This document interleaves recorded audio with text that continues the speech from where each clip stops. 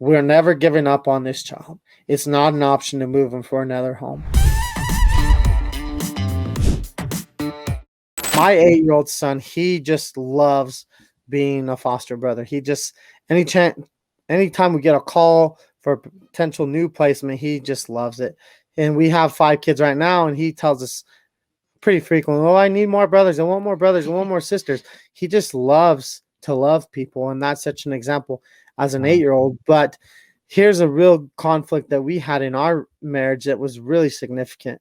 So I was in physical therapy school, which who's ever been in grad school knows that a Awful. doctoral level program is very intense, requires a lot of studying, a lot of Yes. everything, a lot of time in the classroom, a lot of time in the labs, and all these things. And so I was very dedicated to my studies because it was a challenge for me.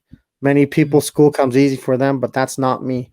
And so as a grad student in physical therapy school, I probably wasn't the best version of myself because I was irritable, I was tired, I was grumpy, and sometimes that displayed on JoJo. And this story really exemplifies that exact thing. And so in PT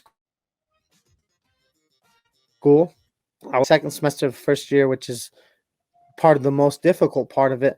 We had a 16-month-old little boy entering our home, and the environment that he came from, his mother was a heavy drug user, often on the streets. She overdosed, which is how he came into foster care. And he had spent 3 or 4 weeks in one other home before he came to our home. She was older. It wasn't an adoptive resource, and we potentially were an adoptive resource. So the foster care system moved him to our home. But as he came to our home, at 16 months old, he was depressed. He knew how to talk but wouldn't talk. He didn't know how to receive love because he never did. And for 3 weeks straight, he cried and cried and cried. There was nothing we can do. You often hear that cry nonstop as a term, but for us, it really was true.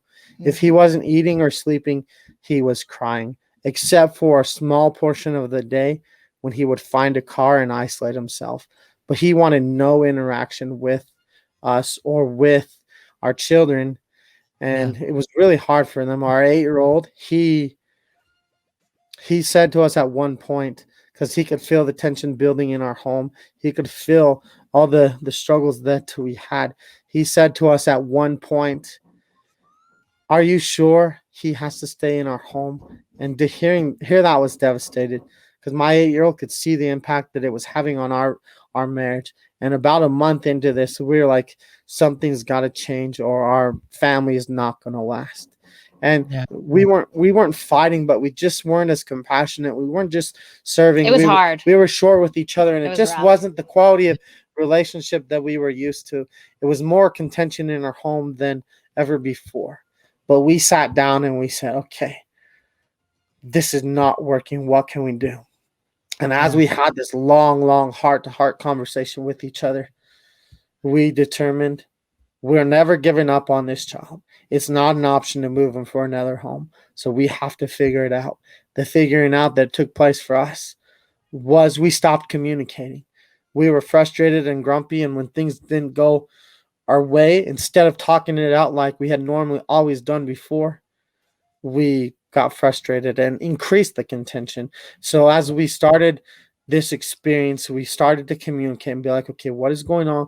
What is wrong? And as we started to improve as a husband and wife, the confidence in my 8-year-old started to return.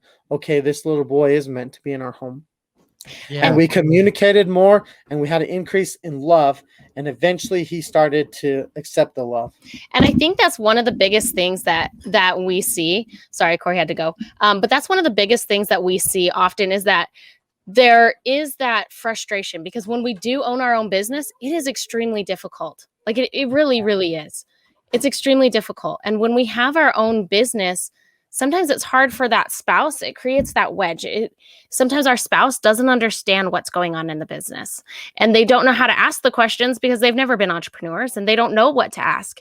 And I think that's one of the biggest things is if you sit down and have those conversations with your spouse of what's uncomfortable for them, what do they need to know about the business, and what are they struggling with?